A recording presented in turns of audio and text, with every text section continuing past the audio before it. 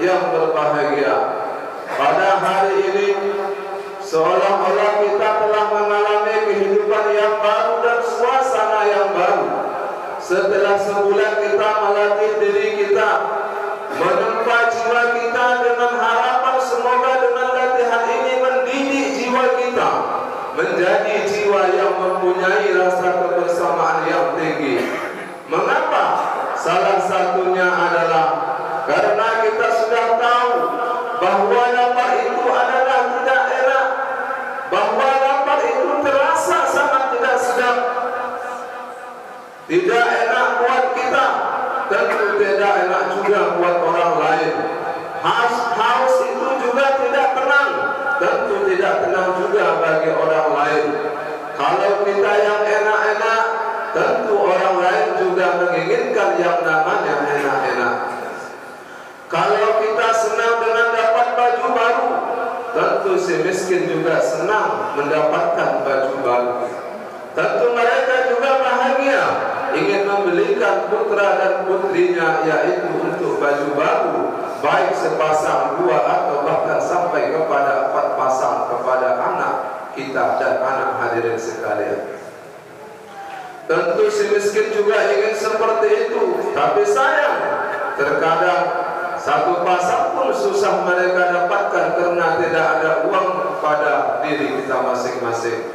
Namun sadarkah kita, tahukah kita, tatkala anak-anak kita sedang kegirangan mendapat baju baru, di luar sana mungkin dari bawah atap rumah yang sudah tua dan bocor ada seorang anak yang mengarahkan pandangannya kepada kita dengan muka yang lugu dan mata yang sayu, menyaksikan kegirangan anak kita karena dapat baju baru dari orang tua. Kemudian dari matanya yang sayu meneteskan demi setetes air matanya yang putih dan bening mengalir ke pipinya hingga di bibirnya tidak berkata, tetapi hatinya berbicara. Andaikan ayahku masih ada, tentu aku dapat baju baru dari sang ayah. Tapi apa daya, ayah yang tercinta telah tiada, ayah yang tercinta telah dipanggil oleh Allah Subhanahu wa ta'ala. Inilah jamaah haid yang berbahagia, keluh kesah para anak yatim.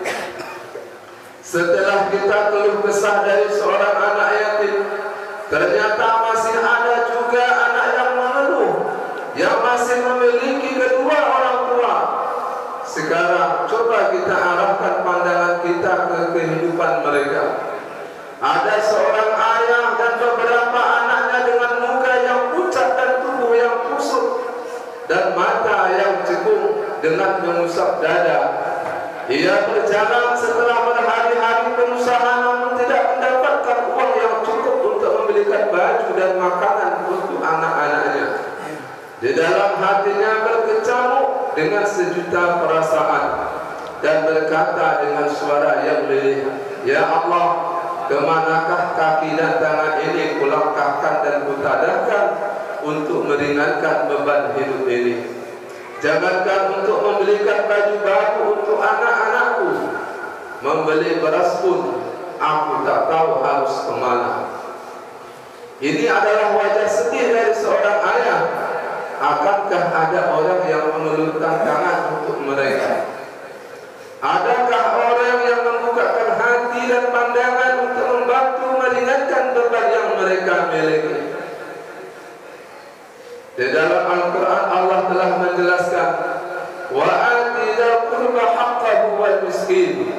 Berikanlah bantuan kepada keluarga yang dekat sesuai haknya dan kepada orang-orang yang miskin. Di dalam ayat yang lain Allah berfirman, alladzina fi amwalihim haqqun ma'lum lis-sa'ili wal mahrum. Dalam harta benda orang kaya terdapat hak yang tertentu bagi orang yang miskin dan yang meminta-minta yang tidak mampu. Sangat pantas dan bijak sekali, karena di dalam syariat Islam kita dianjurkan mengeluarkan zakat fitrah dan zakat wajib atau zakat harta yang tujuannya adalah untuk menyantuni fakir miskin dan para anak-anak yatim dan para jompo-jompo. Hadirin sidang hari raya Aidilfitri yang dirahmati oleh Allah Subhanahu wa taala. Hari raya Aidilfitri ialah hari besar di dalam agama Islam. Namun sedikit kita sayangkan, Aidilfitri di zaman sekarang hampir kehilangan jati diri, berubah makna. Banyak orang-orang yang menganggap bahwasanya Aidilfitri adalah saat rukhsah, keringanan hukum untuk berbuat hura-hura dan bersenang-senang, membelikan pakaian dengan pakaian yang tidak islami, memberikan kebebasan kepada anak yang memiliki tradisi-tradisi Nasrani yang kadang jauh daripada tuntunan syariat, jauh daripada tuntunan agama, sehingga dengan kesempatan yang diberikan itu mereka melakukan hal-hal yang mereka inginkan, seolah-olah dunia dibebaskan kepada mereka dengan apa yang ingin mereka lakukan. Aidilfitri seharusnya untuk pengisian rohani, maka marilah kita jadikan menjadi ajang untuk mendidik mereka, memberikan moral-moral yang baik kepada mereka, serta mengarahkan tujuan mereka kepada tempat-tempat yang diridai oleh Allah Subhanahu wa taala, agar terhindar daripada hal-hal yang kita tidak inginkan dari kehidupan kita, baik di dalam berkeluarga maupun bermasyarakat dan bernegara sesama kita umat Islam dimanapun berada. Hadirin jamaah Jumat yang dirahmati oleh Allah Subhanahu wa taala, Nabi berkata bahawa sesungguhnya iblis laknatullah berteriak-teriak saat hari raya Aidilfitri. Lalu berkumpullah anak buahnya dan bertanya, wahai paduka jin, siapakah kiranya yang membuat paduka ini marah-marah? Maka akan kami pecahkan kepalanya, kata si iblis. Lalu kepala iblis menjawab, tidak ada siapapun, hanya saja Allah telah memberikan ampun kepada manusia pada hari ini, dan saya perintahkan kepada kalian, kata iblis, fa'alaikum an tashghaluhum biddati wasyahwat wasyurbil khamar. Maka saya perintahkan kamu, kata jin kepada iblis, kepada anggotanya,